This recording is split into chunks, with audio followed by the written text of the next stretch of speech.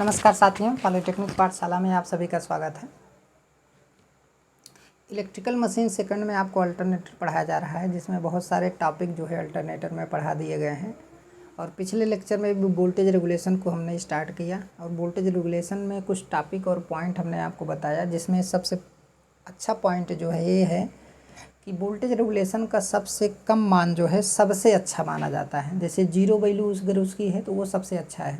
अगर voltage regulation की value कम है तो इसका मतलब टर्मिनल का वोल्टेज क्या है, आपका कांस्टेंट रहता है। इसका मतलब ये है, मतलब लोड पर जो वोल्टेज हमें मिलेगा वो हमेशा फिक्स रहेगा। 240 वोल्ट अगर लोड को मिल रहा है तो हमेशा 240 वोल्ट ही मिलेगा। लेकिन कब, जब वोल्टेज रेगुलेशन हमारा जीरो हो या निम्न मान का हो। समझ में आया। लेकिन अगर वोल्टेज रेगुलेशन का मान क्या है, ज़्यादा है, तो इसका मतलब है सर्किट में वोल्टेज ड्रॉप वगैरह बहुत ज़्यादा हो रहा है। समझ में आया। तो वोल्टेज जो है, टर्मिनल वोल्टेज हमारा वेरी करेगा। हमारा वोल्टेज रेगुलेशन क्या होगा, ज़्यादा होगा तो टर्मिनल वोल्टेज हमारा क्या करेगा, वेरी करेगा। समझ में आया। जो कि पुअर इफ़िशियंसी का क्या है, कारण है। कोई भी हमारा सिस्टम, कोई भी बल्ब हो गया, कोई भी हमारा मोटर हो गया, कोई भी फ़ैन हो गया, वो सारे सिस्टम जो है हमारे पुअर इफ़िशियंसी पर वर्क करेंगे अगर उनको रेटेड वोल्टेज जो है नहीं मिल पाएगा तो। और ओवर हीटिंग भी होगा, क्योंकि वोल्टेज अगर कम होगा तो P बराबर V इंटू आई के अनुसार, P बराबर V इंटू आई के अनुसार आई बराबर P अपान क्या होगा, V होगा। पावर तो कांस्टेंट ही रहेगा। जैसे किसी फ़ैन का पावर आपका फिक्स रहेगा, उसका पावर तो चेंज होगा नहीं। ये तो है ना कि हाँ 150 वाट का फ़ैन है तो 150 वाट तो फिक्स रहेगा, वो तो डिज़ाइन उसके अनुसार कर दी गई है, तो ये तो कांस्टेंट हो गया। तो आई इज इन्वर्सली प्रोपोर्शनल आपका V होगा। अगर उस फैन को वोल्टेज कम मिलेगा तो करंट क्या हो जाएगी, ज़्यादा हो जाएगी। जब करंट आपकी ज़्यादा होगी तो आई स्क्वायर आर हीट क्या होगा, ज़्यादा होगा। हीट ज़्यादा होगा तो सिंपल सी बात है, हमारा फ़ैन वगैरह क्या होगा, गर्म होगा, ओवर हीटिंग होगी। जो जितने भी इलेक्ट्रिकल मशीनें हैं, मैं उसकी बात कर रहा हूँ, तो ये सारी प्रॉब्लम्स क्रिएट होती हैं। समझ में आया। अब जब लॉसेज बढ़ जाएंगे, हीट ज़्यादा प्रोड्यूस होगा, वायुमंडल में हीट ज़्यादा फ्लो होगा लॉसेस होने की वजह से, तो इसका मतलब इलेक्ट्रिकल एनर्जी का ज़्यादा से ज़्यादा लॉस हो रहा है। मतलब क्या है, इफ़िशियंसी हमारी क्या होगी, पुअर होगी। ठीक है। तो कुछ और पॉइंट है, इसमें देख लेते हैं। वोल्टेज रेगुलेशन का मान लोड के नेचर, वोल्टेज रेगुलेशन का मान लोड के नेचर, वोल्टेज रेगुलेशन का मान लोड के नेचर अर्थात लोड करंट,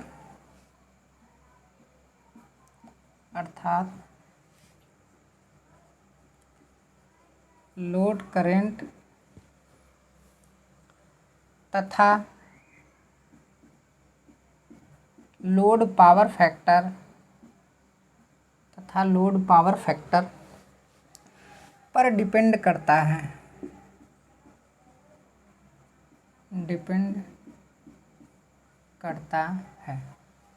समझ में आया। वोल्टेज रेगुलेशन का मान लोड पर डिपेंड करेगा, सिंपल सी बात है। लोड के नेचर पे डिपेंड करेगा और उसके पावर फैक्टर पे भी क्या करेगा, डिपेंड करेगा। तो इन सभी बातों को आपको क्या करना है, अपने दिमाग में रखना है, क्योंकि ये क्वेश्चन जो है आपका क्या किया जाता है, पूछा जाता है। ठीक है।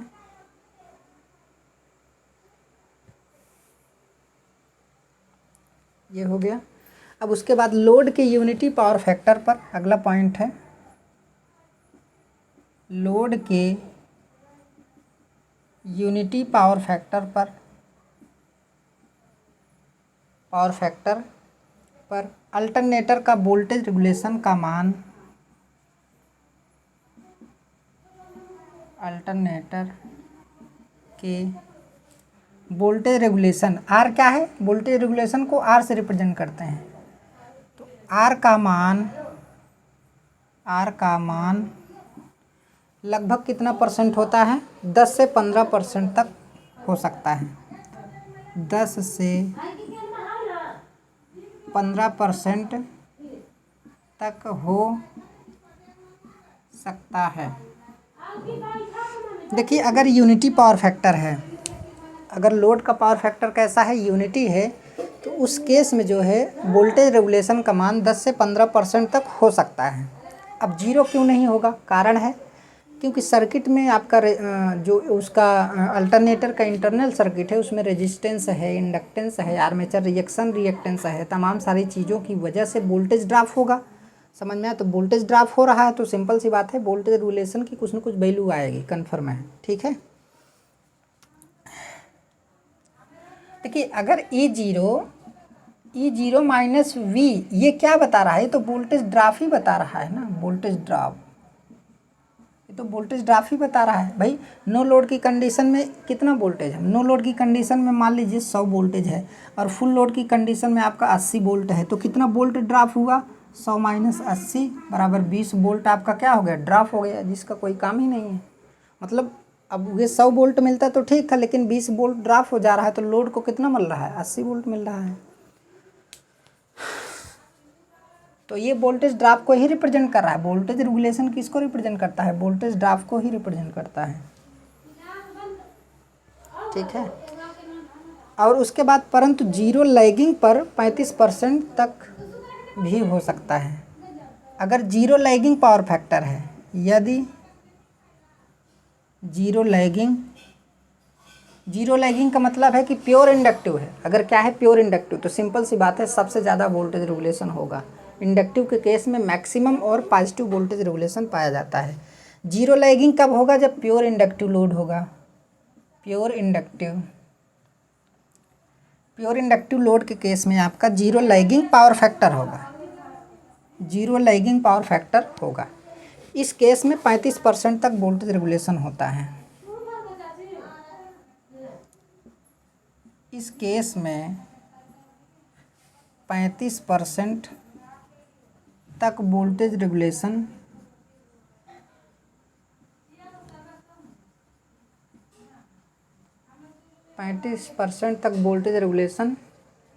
हो सकता है। एक सबसे बैड कंडीशन है, ये समझ लीजिए। समझ में आया? 35% वोल्टेज रेगुलेशन का मतलब है कि 100 में से जो है 100 में से आपका 35% वोल्टेज ड्रॉप हो जा रहा है, बाकी जो बच रहा है वही क्या हो रहा है? मिल रहा है। ठीक है, इसका मतलब यह है। इसको मैं मिटा दे रहा हूँ, इसको स्क्रीनशॉट ले लीजिए सभी लोग।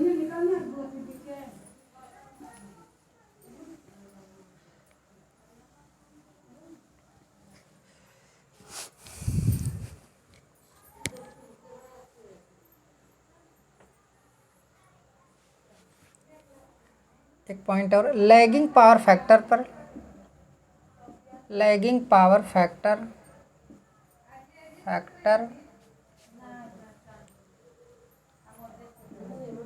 पर अल्टरनेटर पर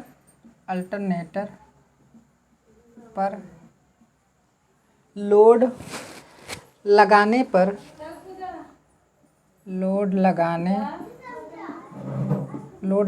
पर वोल्टेज ड्रॉप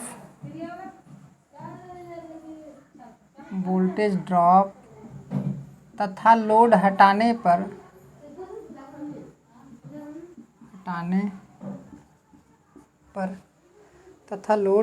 पर वोल्टेज में वृद्धि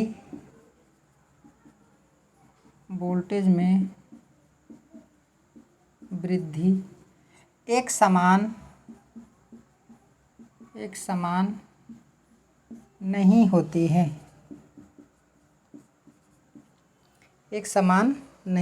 है। इसलिए दोनों ही स्थितियों में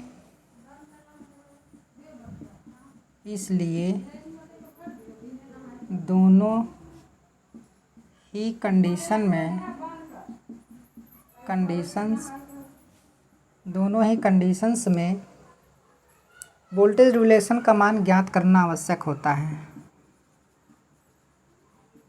वोल्टेज रेगुलेशन का मान ज्ञात करना आवश्यक होता है। देखिए लैगिंग पावर फैक्टर पर अल्टरनेटर पर यदि लोड लगा रहे हैं, उसको फुल लोड दे रहे हैं और लोड को एकदम से हटा ले रहे हैं, समझ में आया? तो लोड जब लगा देंगे तो सिंपल सी बात है टर्मिनल वोल्टेज हमारा क्या होगा, घटेगा। अब जब लोड हटा देंगे तो उसी अनुसार टर्मिनल वोल्टेज हमारा वृद्धि नहीं, मतलब बढ़ता नहीं है। वही चीज़ लिखा गया है ना कि लैगिंग पावर फैक्टर पर अल्टरनेटर पर लोड लगाने पर वोल्टेज ड्रॉप तथा लोड हटाने पर वोल्टेज में वृद्धि एक समान नहीं होती है। इसलिए दोनों कंडीशन में वोल्टेज रेगुलेशन का ज्ञात होना बहुत ही ज़्यादा क्या है, ज़रूरी है। समझ में आया। अब वोल्टेज रेगुलेशन ज्ञात करेंगे तो हम कौन कौन से मेथड का हम क्या करते हैं, यूज करते हैं। तो कौन कौन से मेथड का यूज करेंगे उस मेथड के बारे में हम देखेंगे। अभी तो केवल देखेंगे कि कितने मेथड हैं, फिर उसके बाद अगले लेक्चर में आपको जो है उन सभी चीज़ों के बारे में डिटेल में आपको क्या करेंगे, बताएंगे। ठीक है, इसमें ज़्यादा कुछ समझने की बात नहीं है, लेकिन वोल्टेज रेगुलेशन से क्वेश्चन बहुत ही ज़्यादा पूछा जाता है कि लीडिंग कंडीशन में क्या होगा, लैगिंग कंडीशन में क्या होगा। समझ में आया। और उसके बाद जो है यूनिटी पावर फैक्टर पे वोल्टेज रेगुलेशन कौन सा प्राप्त होता है। अभी सिंक्रोनस मोटर पढ़ेंगे तो उसमें बहुत सारे इंपॉर्टेंट टॉपिक हैं, उसके बारे में भी बताएंगे।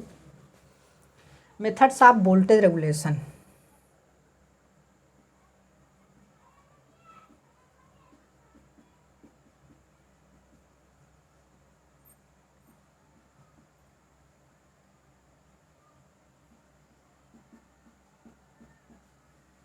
Methods of voltage regulation.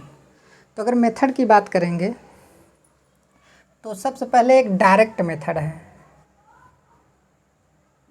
Direct method.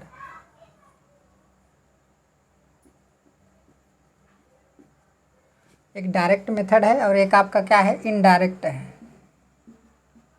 Indirect method. समझ में आया। एक ये वाला है और एक आपका ये वाला है।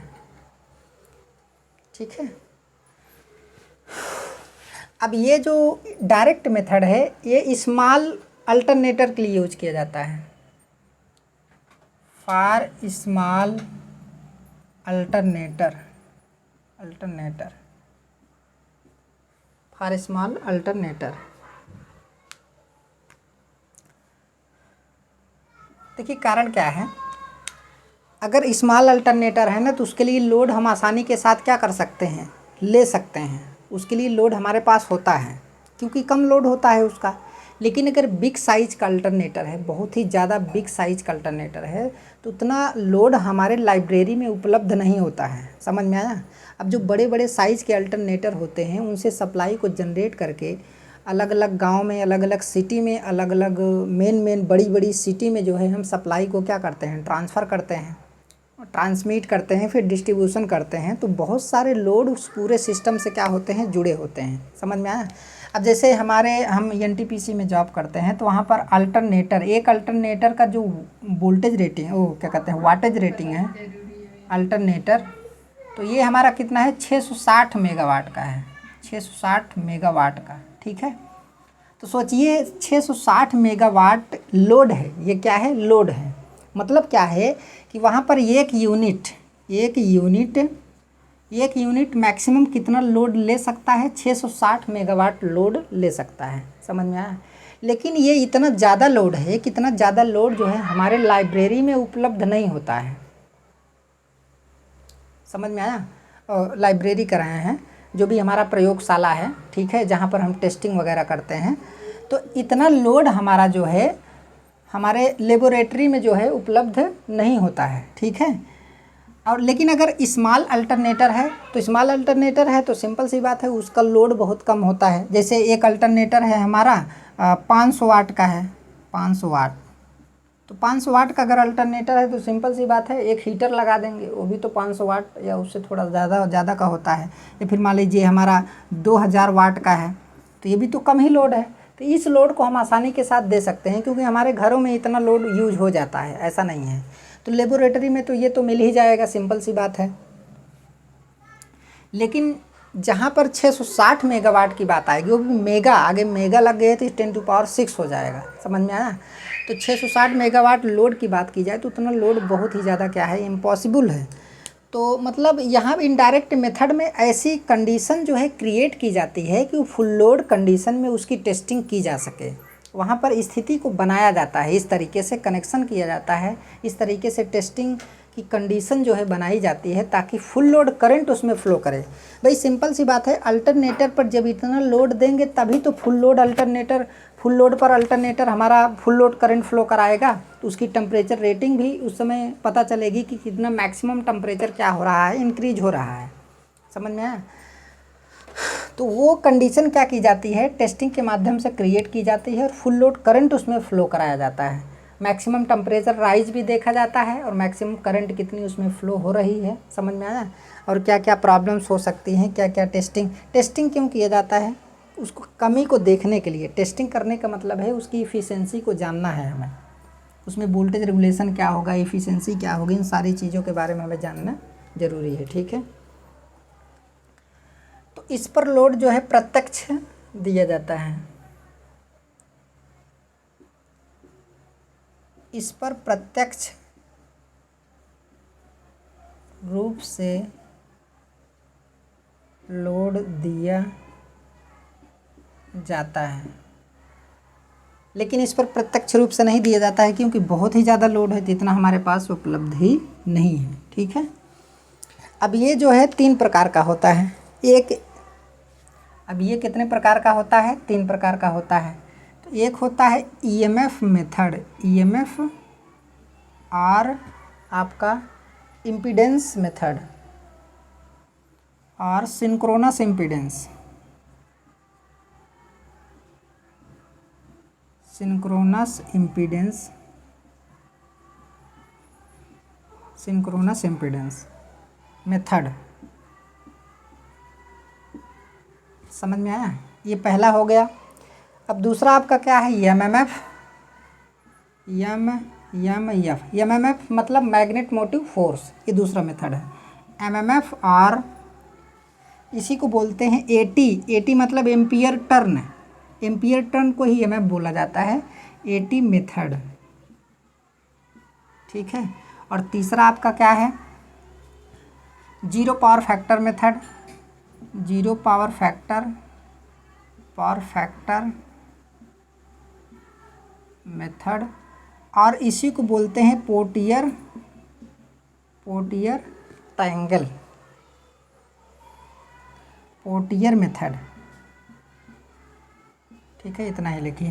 तो ये 3 मेथड हो गए, समझ में आया? एक जीरो पावर फैक्टर मेथड और पोर्टियर मेथड बोलते हैं इसे, बहुत ही इम्पॉर्टेंट है। एमएमएफ मतलब मैग्नेट मोटिव फोर्स मेथड है, या फिर इसी को एम्पियर टर्न मेथड के नाम से भी हम क्या करते हैं, जानते हैं। ईएमएफ इलेक्ट्रोमोटिव फोर्स और सिंक्रोनस इम्पीडेंस मेथड भी इसी को क्या करते हैं, बोलते हैं। ठीक है, तो इस चीज़ को जानना आपके लिए क्या है, ज़रूरी है। अब इसमें कितनी टेस्टिंग की जाती है? इस वाले में कितनी टेस्टिंग की जाती है? इसमें आर्मेचर रेजिस्टेंस टेस्ट किया जाता है। भाई वोल्टेज रेगुलेशन निकालना है तो ये सारे टेस्ट हमें करने पड़ेंगे, तभी जाके वोल्टेज रेगुलेशन का कैलकुलेशन हो पाएगा। आर्मेचर रेजिस्टेंस टेस्ट, ठीक है। दूसरा क्या है? ओपन सर्किट टेस्ट, समझ में आया? उसके बाद ये है शॉर्ट सर्किट टेस्ट। इन सभी टेस्ट की अलग अलग खासियत है, उसका स्पेसिफिकेशन है, और कौन सबसे ज़्यादा अच्छा होता है। ये सबसे ज़्यादा अच्छा होता है, ये भी अच्छा होता है, लेकिन ये सबसे क्या होता है, ख़राब होता है। लेकिन इतना जान लीजिए कि आर्मेचर रेजिस्टेंस टेस्ट की ज़रूरत इसमें भी पड़ती है। ओपन सर्किट टेस्ट के बाद जो है, जो भी पैरामीटर निकल करके आता है वो इसमें भी ज़रूरत पड़ती है। शॉर्ट सर्किट टेस्ट के बाद जो भी पैरामीटर निकल करके आता है उसे एम्पियर टर्न मेथड में भी क्या किया जाता है, यूज किया जाता है, और इसमें भी क्या किया जाता है, यूज किया जाता है। लेकिन कौन कौन सी कंडीशन में क्या होता है, उन सारी चीज़ों के बारे में आपको यहाँ पर क्या करेंगे, बताएंगे, लेकिन अगले लेक्चर में बताएंगे। ठीक है, तो आज का क्लास जो है यहीं तक। धन्यवाद।